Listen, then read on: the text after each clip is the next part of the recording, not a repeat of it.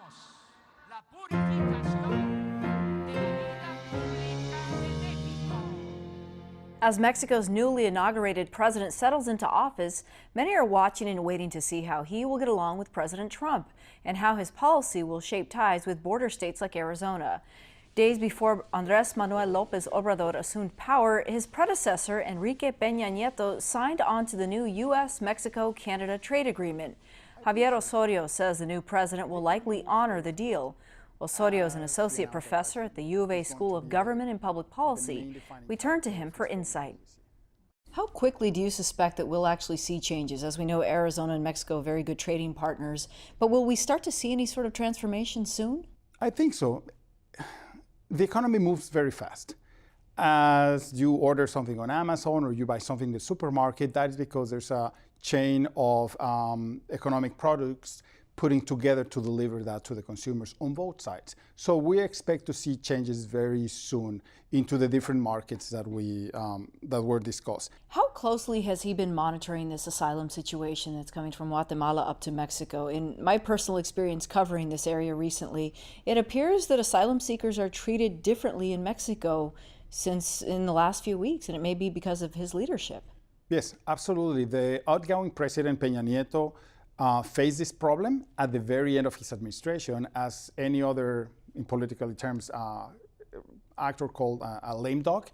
He was on his way out, so he didn't really invest political resources into really dealing with this situation and left the problem for the incoming president. And the first act of his administration, the 1st of December, when he took office, was to sign an agreement with the presidents of El Salvador, Honduras, and Guatemala, that's right, to create a regional approach to address migration.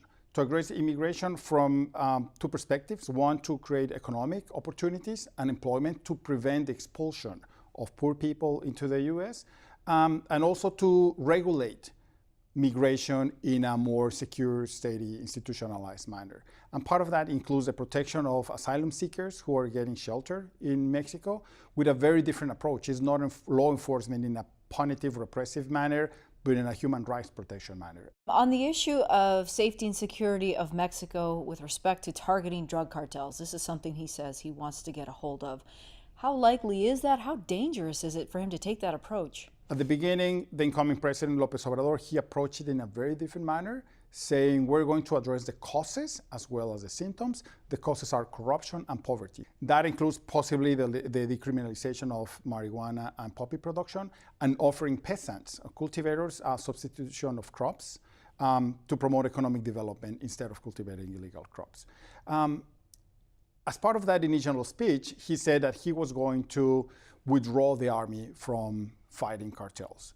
He said, I will not fight fire with fire. Right? He promoted a different approach. Before taking office, he did a very important nationwide tour visiting victims of violence, and apparently it became evident to him that it was not wise to withdraw the army. Now he's taking a different turn. He said that instead of pulling the army back to the barracks, actually he was going to empower them, which is something very dangerous. He said that he was going to create a National Guard, putting together military, Navy, and federal police forces together under the command of the military. Instead of having a civilian command, it will be a military command. And that is very worrisome for large sectors of the population, and civil society has been responding very strongly against that proposition. Now he said, well, let me consult the people. Let's call a referendum to see if people agree on creating a National Guard under the command of the military. So the signals are mixed, are confusing. We don't know exactly what is going to happen. There are some positive aspects of tackling the root causes of violence and crime, which has to do a lot with poverty and inequality. But the immediate part of responding to the ongoing threat and violence of criminal cartels, we are not sure how is he going to handle that. Do you think that challenges the way his supporters will view him moving forward?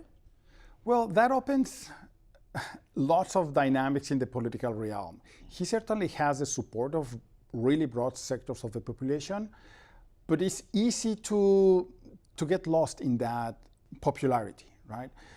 Especially when you start not delivering the things that you promise, that popularity can vanish and turn very rapidly against you. All right, thank you so much. Thank you very much.